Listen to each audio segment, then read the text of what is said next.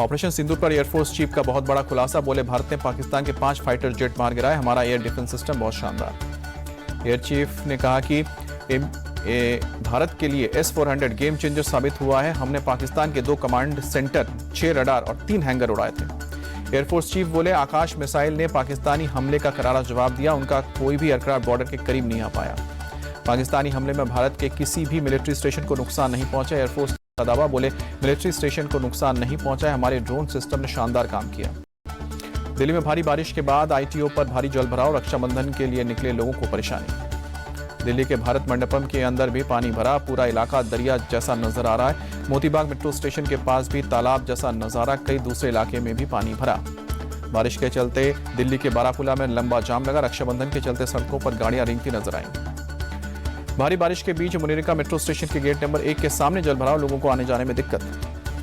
दिल्ली के लक्ष्मी नगर इलाके का भी हाल बेहाल, सड़कों पर कई फीट तक पानी जमा हुआ, गाड़ियों से लेकर बसों तक का काफी हिस्सा डूबा। दिल्ली के रंजीत नगर इलाके में जलभराव, सड़क पर पानी भरने से लगा जाम।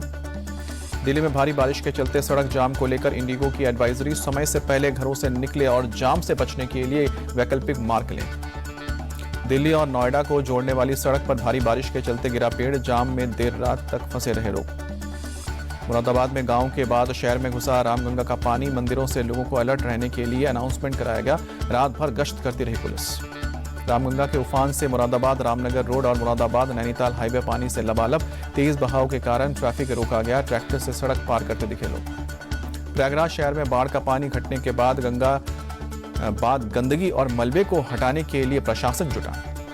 हर्षिल आर्मी कैंप में तबाही की तस्वीर आई सामने, कैंप में बैरक और दूसरे कमरे पानी में बहे, धराली लैंडस्लाइड में हर्षिल आर्मी कैंप को नुकसान पहुंचा है।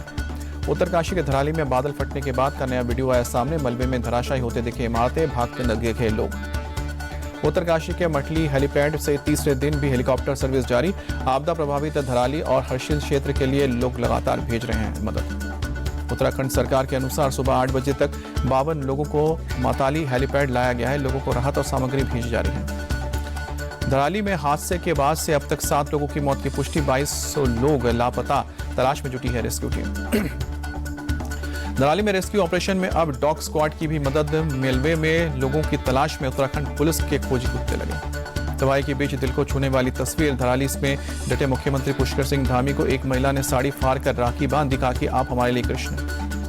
उत्तरकाशी में आई तबाही के बाद हर्षिल में बनी एक झील, 5 अगस्त को बादल फटने से आई थी अचानक बाढ़। सपा नेता ST हसन का उत्तरकाशी आपदा पर अजीब तर्क, कहा कि आपदाएं ऊपर वाले का इंसाफ है, दूसरे धर्मों का अपमान, इसलिए आपदाएं।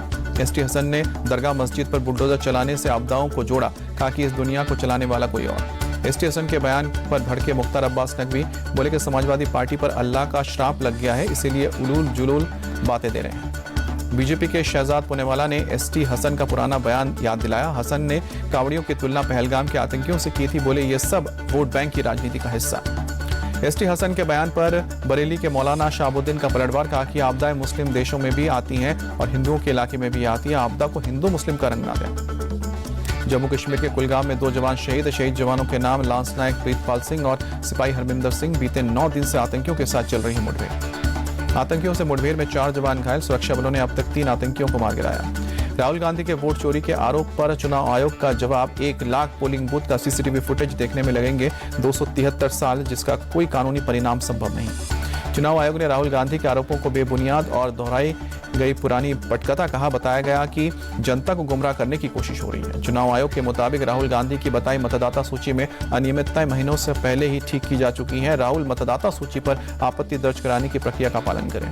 चुनाव आयोग ने कहा कि अगर राहुल गांधी आरोपों को सही मानते हैं तो कानून का सम्मान करते हुए हलफनामे पर साइन करें या फिर देश से माफी मांगें। बिहार SIR पर अब तक कोई दावा या आपत्ति नहीं, किसी राजनीतिक दल ने नहीं दर्ज कराई है आपत्ति, चुनाव आयोग ने दी जानकारी। बिहार में SIR को लेकर बीजेपी नेता दिलीप घोष बोले, आयोग ने जो किया है वो बिहार तक ही सीमित नहीं है, देश में करोड़ों बांग्लादेशी हैं, उन्हें हटाना होगा। रक्षाबंधन पर तेजस्वी यादव का सियासत भरा ट्वीट, लिखा कि उनकी पार्टी हर बहन की समृद्धि के बारे में सोच रही है। तेजस्वी यादव ने लिखा कि सरकार बनी तो बेटी के जन्म से लेकर उसकी आमदनी के इंतजाम तक के लिए बेटी प्रोग्राम, महिलाओं को हर महीने 2500 रुपए की माई बहन योजना भी लाएंगे।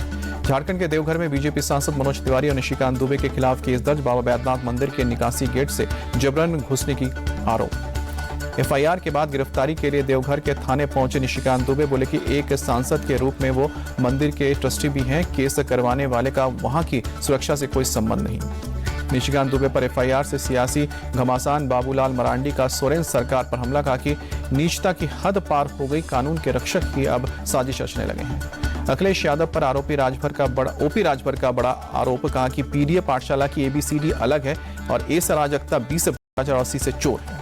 रायसेन के एक प्राइवेट स्कूल में क से काबा, म से मस्जिद और न से नमाज पढ़ाए जाने पर एबीवीपी के कार्यकर्ताओं ने प्रदर्शन किया। स्कूल की मान्यता रद्द करने की मांग। दिल्ली के करावल नगर में ट्रिपल मर्डर, एक शख्स ने पत्नी का 7, 5 और 7 साल की बच्चियों की हत्या। वारदात के बाद से आरोपी प्रदीप फरार। कन्नड़ फिल्म अभिनेता ध्रुव सर्जा के खिलाफ एफआईआर दर्ज, डायरेक्टर राघवेंद्र के साथ फ्रॉड करने का आरोप। प्रधानमंत्री मोदी ने अपने आवास पर छोटी स्कूली बच्चियों के साथ रक्षाबंधन मनाया। बच्चियों ने पीएम को राखी बांधी। पटना में सीएम नीतीश और डिप्टी सीएम सम्राट चौधरी ने पेड़ों को राखी बांधी। पहले रक्षाबंधन के दिन पेड़ों को राखी बांधते रहे हैं नीतीश कुमार।